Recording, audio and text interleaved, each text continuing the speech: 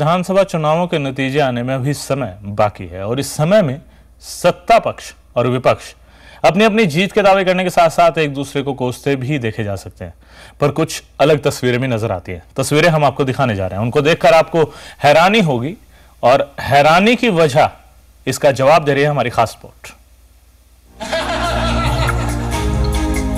ये जफ्फी कुछ खास है और खास हैं इस जफ्फी के मायने भी। ये तस्वीरें हैं हिमाचल प्रदेश के राजभवन की, जहां दिवाली वाले दिन दो दिल मिले तो मुंह से हैप्पी दिवाली भी निकल गया। मुलाकात का सबब तब बना जब मुख्यमंत्री प्रेम कुमार धूमल सूबे की राज्यपाल को दिवाली की बधाई देने पहुंचे। उस समय पूर्व मुख्यमंत्री वीरभद्र सिंह भी पहले से वहां मौजूद थे। पूर्व और वर्तमान दोनों मुख्यमंत्री आमने सामने थे। सभी को लग रहा था कि कुछ ना कुछ तो जरूर होगा, लेकिन ऐसा कुछ नहीं हुआ।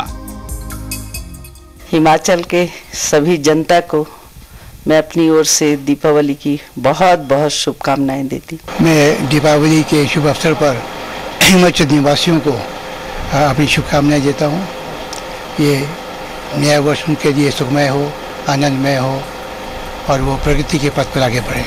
बेशक ये तस्वीरें सियासी मजबूरी बयां कर रही हों, लेकिन असल में हमारी परंपरा तो यही है। भगवान से यही प्रार्थना है कि रोशनी का त्योहार और परंपरा की ये मिसाल हम सब के लिए प्रेरणा स्रोत बन सके और खुशियों के इस मौके पर मजबूरियों की ये कड़वाहट कभी भी दीवार न बने। संजीव शर्मा, जी हिमाचल, शिमला।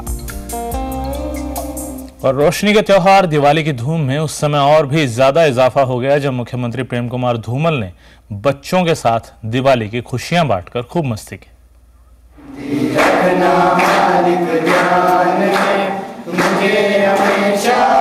एक ही सुर में गा रहे ये बच्चे हैं शिमला के सर्वोदय आश्रम के। दिवाली के शुभ अवसर पर खुशी का इजहार हो रहा है मुख्यमंत्री के सामने, जो कि बतौर खास मेहमान यहाँ पहुंचे हैं। मुख्यमंत्री ने सर्वोदय आश्रम और टूटी कंडी अनाथ आश्रम के बच्चों के साथ दिवाली मनाई। मुख्यमंत्री ने बच्चों को मिठाइयां और पटाखे बांटकर दिवाली की शुभकामनाएं दी। खुशी से सराबोर हुए बच्चों ने मुख्यमंत्री को यहां आने पर दिल से धन्यवाद भी दिया।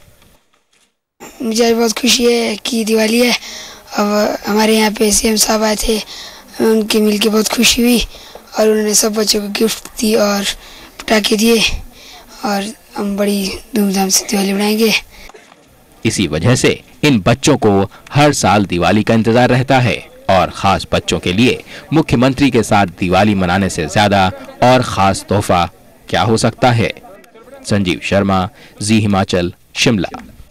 और दिल्ली में अंतर्राष्ट्रीय ट्रेड फेयर में इस दफा भी हिमाचल अपने विशेष उत्पादों की प्रदर्शनी लगाएगा। यहाँ विश्व भर से सैलानी पहुंचते हैं जिनकी नजर हिमाचल के उत्पादों पर रहती है। ऐसे में इस बार भी प्रदेश से बेहतरीन प्रदर्शन की उम्मीद है। 14 नवंबर से 27 नवंबर तक चलने वाले इस ट्रेड फेयर में हिमाचल के 13 विभाग शामिल हैं और पूरे कारोबार का दारोमदार हिमाचल प्रदेश उद्योग विभाग के हाथ में है। हिमाचल की तरफ से विभिन्न विभागों के उत्पादों को लेकर कुल 50 स्टॉल लगाए जा रहे हैं, जो पिछले साल के मुकाबले कहीं ज्यादा हैं। कुल्लू, चंबा और किन्नौर जैसे क्षेत्रों के हस्तशिल्प और हथकरघा उत्पाद सबसे प्रमुख हैं, जिनकी अच्छी खासी डिमांड इस ट्रेड फेयर में रहती है। कुल्लू शाल के साथ चंबा रुमाल, प्रदेश की सिल्क साड़ी और ऊनी वस्त्रों की मांग विदेशों से आए सैलानी काफी ज्यादा करते हैं। इनक्रेडिबल हिमाचल, कभी ना भूल पाओगे के स्लोगन के साथ पर्यटन विभाग ने इसकी पूरी तैयारी कर रखी है। उधर प्रदेश के बागवानी उत्पादों का स्वाद चखाने के लिए एचपीएमसी ने भी अपने उत्पादों को यहां पर प्रदर्शित करने का फैसला किया है। हिमाचल की खबरों के बाद देश दुनिया की बाकी खबरें। पंडित नेहरू की समाधि पर श्रद्धा सुमन अर्पित करने देश की कई बड़ी हस्तियां शांतिवन पहुंची। एक और जहां राष्ट्रपति प्रणब मुखर्जी ने शांतिवन पहुंचकर नेहरू जी को श्रद्धांजलि दी, वहीं प्रधानमंत्री डॉक्टर मनमोहन सिंह और कांग्रेस अध्यक्ष सोनिया गांधी ने भी शांतिवन पहुंचकर पंडित नेहरू को श्रद्धांजलि दी।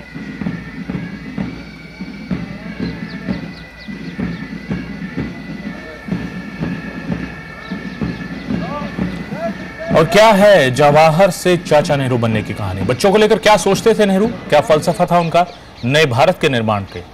ऐसे कई सवाल हैं जो नेहरू की उन चिट्ठियों से साफ होते हैं जो उन्होंने जेल में रहते हुए अपनी बेटी इंदिरा गांधी को लिखी थी। 14 नवंबर बाल दिवस। आधुनिक भारत के निर्माता पंडित जवाहरलाल नेहरू का जन्मदिन।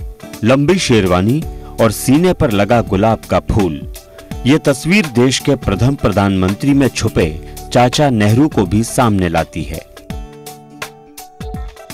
चाचा नेहरू यानी एक आंदोलनकारी नेता, विचारक और नीति निर्माता में छुपा बच्चा, वो शख्सियत जो बच्चों के बीच खुद बच्चा बन जाती थी। एक बार तमिलनाडु यात्रा के वक्त उन्होंने सड़क के किनारे खड़े बच्चों से मिलने के लिए अपना काफिला रुकवा दिया था। पास में खड़े गुब्बारे वाले के सारे गुब्बारे खरीदकर बच्चों में बंटवा दिए थे। दरअसल बच्चों और बचपन के बारे में नेहरू जी की सोच साफ थी। वो बच्चों को खुश दिल और ऊंचे विचारों वाला बनते हुए देखना चाहते थे। नेहरू का मानना था कि कोई भी देश तभी विकास कर सकता है जब उस देश के बच्चों का सही तरीके से विकास हो। अपने इसी विश्वास की वजह से 1928 में नेहरू ने 10 साल की इंदिरा प्रियदर्शिनी को कुल 30 चिट्ठियां लिखी थी। इंदिरा तब मसूरी में थी, नेहरू इलाहाबाद में। ये चिट्ठियां पिता के पत्र पुत्री के नाम से मशहूर हैं। जेल यात्राओं के दौरान भी नेहरू ने इंदिरा को चिट्ठियां लिखी। आजादी की लड़ाई के दौरान नेहरू 5 बार जेल गए थे। आमतौर पर बेटी से दूर जेल में बंद पिता को उसे प्यार और दुलार से भरी चिट्ठियां लिखनी चाहिए थी, लेकिन नेहरू की चिट्ठियों में इतिहास और ज्ञान विज्ञान की बातें होती थीं। माना जाता था कि नेहरू इन चिट्ठियों के जरिए इंदिरा में देशभक्ति और बेहतर इंसान की खूबियां भरना चाहते थे। नेहरू इस मकसद में कामयाब भी हुए। बचपन में इंदिरा ने अंग्रेजों से लड़ने के लिए वानर सेना बनाई थी। बड़े होकर इंदिरा देश की प्रधानमंत्री बनी। नेहरू इंदिरा की तरह देश की हर बच्ची और बच्चे को तेजस्वी नागरिक बनाना चाहते थे। खुद उनमें ये गुण बचपन से ही पड़ गए थे। एक मशहूर किस्सा है कि बचपन में स्कूल से लौटे नेहरू ने पिता मोतीलाल नेहरू की गैर मौजूदगी में पालतू तोते को पिंजरे से आजाद कर दिया था। माली के डांटने पर नेहरू ने जवाब दिया कि सारा देश आजाद होना चाहता है तो तोता भी तो यही चाहता है, आजादी सभी को मिलनी चाहिए। और हिमाचल न्यूज़@zeenetwork.com पर आप अपने विचार और सुझाव हमसे साझा कर सकते हैं।